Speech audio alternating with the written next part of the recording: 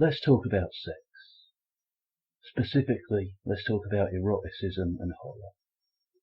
They do say, whoever they are, that sexual arousal works in a very similar way to fear, and it's certainly true that horror, whether in films or in books, tends to go hand in hand with eroticism. Pick up any cheap horror paperback or watch any slasher flick and you'll see what I mean. The amount of sexual content in horror films seems to have decreased recently, with the popularity of jump scare films like Lights Out, which rely more on atmosphere and sudden shocks and seem to be without any sexuality. But when you look at films like Muck and The Neon Demon, it's clear that the public still wants some tits with their blood and gore. And let's be honest, we are talking almost exclusively about female nudity here. I can't remember ever seeing a horror film that deliberately eroticised the male form, and I doubt any of you will be able to either. Certainly not a mainstream horror film.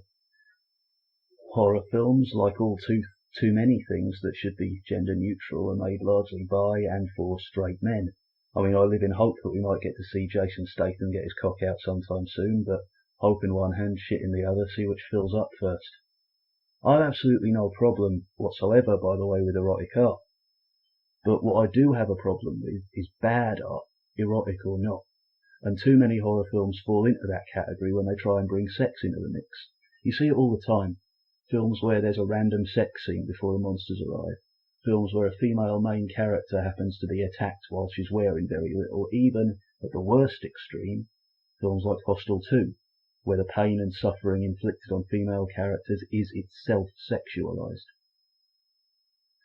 The problem with films that do that is they're trying to force sexual content in where it doesn't belong, and jamming stuff in where it doesn't belong is only occasionally sexy. Which brings us to The Wicker Man. The Wicker Man does not induce eroticism artificially. It doesn't need to. Sex and our attitudes to it is an intrinsic part of this story. Basically, you've got a devoutly Christian police officer who goes to an island off the coast of Scotland to look for a missing girl, only to find that the locals are pagans and the girl isn't missing. By the way, stop the video now if you don't want me to spoil the plot of the film for you.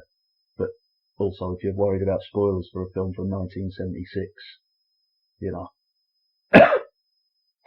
Anyway, what it turns out has happened is that the girl was a ploy to bring him to the island so that he could be sacrificed in what has got to be one of the worst possible ways to die. If you've seen the film, you know what I mean, and if you haven't, I don't want to ruin the surprise. The film is shot through with sex. Near the beginning, the main character, played brilliantly by Edward Woodward. By the way, that's a fucking amazing name. Anyway, the main character stumbles across an outdoor orgy after leaving a pub because he wasn't comfortable with the lewd songs the patrons were singing. A little later, he's horrified by the extent to which sex is openly discussed around and by children. And of course, there is the fantastic scene where the landlord's daughter tries to seduce him, which really encapsulates the heart of this film. The setup is like this. He's in bed at the inn, she's in the next room, completely naked, singing and dancing in this weird, magical, sexual, religious ritual, trying to tempt him into coming round and sleeping with her, while he is on the other side just desperately trying to resist the temptation, trying to stay, pure or whatever. It's this microcosm of the film in a way, the conflict between the earthy, fleshy paganism and Woodward's very repressed Christianity. As it turns out, Woodward's character refuses to renounce his faith and sleep with Britt Eklund, and because of that he gets killed. The sacrifice, you see, has to be a virgin. And it's this that makes the film interesting, in a way.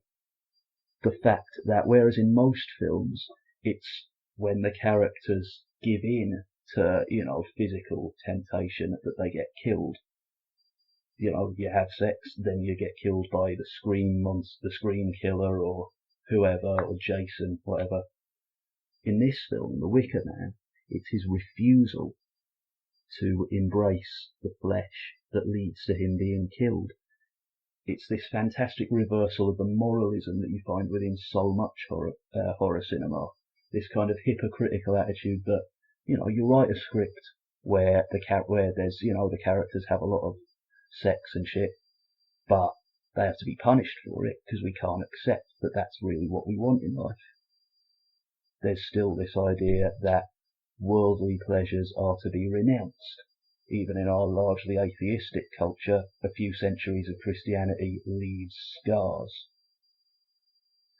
Whereas in this film, it's his embrace of Christian morality that leads to him being killed by pagans. And it's fantastic how they turn that culture clash around. And even though the good guy is the Christian, you can't help but think that Robin Hardy, the director, had a certain sympathy for Christopher Lee as Lord Summerisle. Oh, also, yeah, another reason to watch this film, Christopher fucking Lee. He's amazing. Honestly, I could go on for hours about the things that make The Wicker Man great, and I probably will make a longer video about it at some point. But the main thing that I want to impress on you is how it serves as an example of how to do erotic horror properly. It's a film that I think every artist, regardless of discipline, can learn from. Anyway, that's it for today. Come back tomorrow for the next in my 31 Days of Horror.